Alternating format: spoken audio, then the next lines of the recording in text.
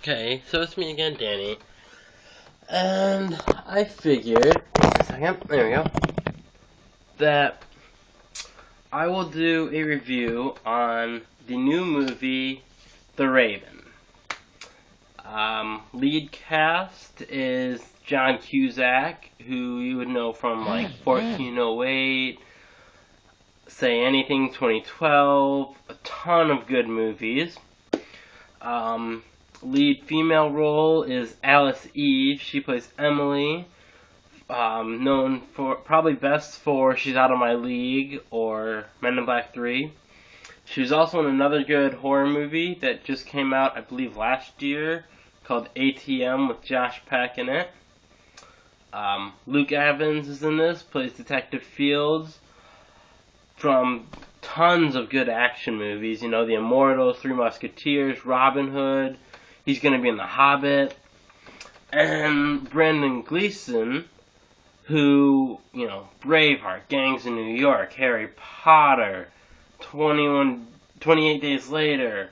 I mean, his list is just amazing of great movies.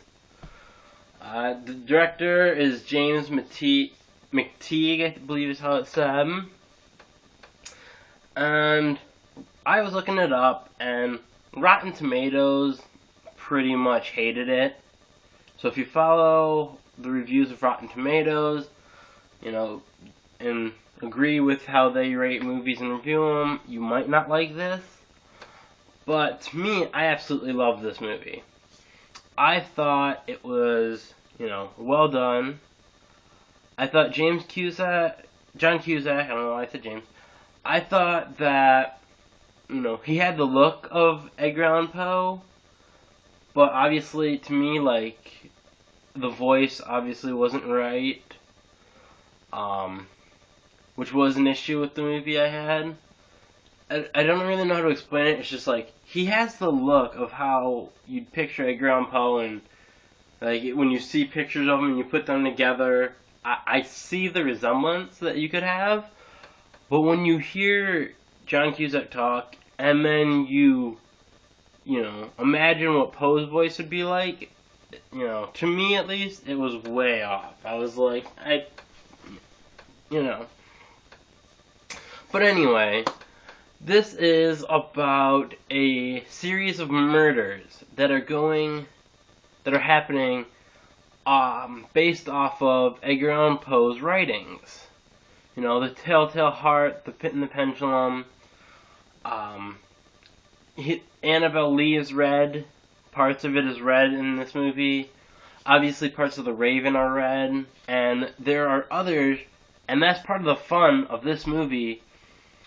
Which, if you're a Edgar Allan Poe fan, which I am, you know, trying to figure out, like, because they don't want to give too many details away, so that you kind of have to guess for a while before they tell you how that, like, a murder happens, and you have to guess which Poe story it is that murder is taken from. And some of them, I will say, they do feature The Pit and the Pendulum, and, you know, obviously a giant pendulum swinging at a guy is going to be quite obvious for you to tell. But then, like, the very first murder that happens, it takes a while for you to figure out what actual story it's from. And they do have some that are not well-known Poe writings, which to me was a great thing to put in the movie, you know, because it says that they did their homework, they looked into Poe, you know, and if you're a really big Poe fan who's, like, read everything he's wrote, you know, you'll know him, and you'll know, cool, they actually did some work for this, they looked into it.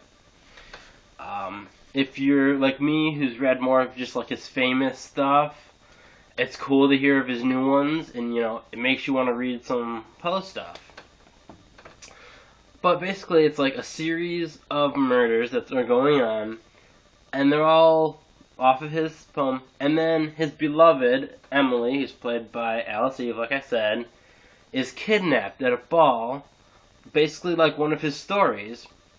And he has left a note basically saying, well, each murder I do from here on is going to leave you clues to where Emily is. And if you can solve the clues, you'll get her back alive. But while you're doing this, I want you to write the story out.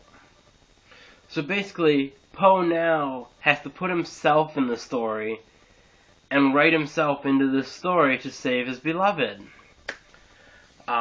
He hasn't written stuff in like a while other than reviews, and I do mention a few of the writers, Longfellow and such. Like, all Poe's been doing lately is writing reviews, and he's broke because of it.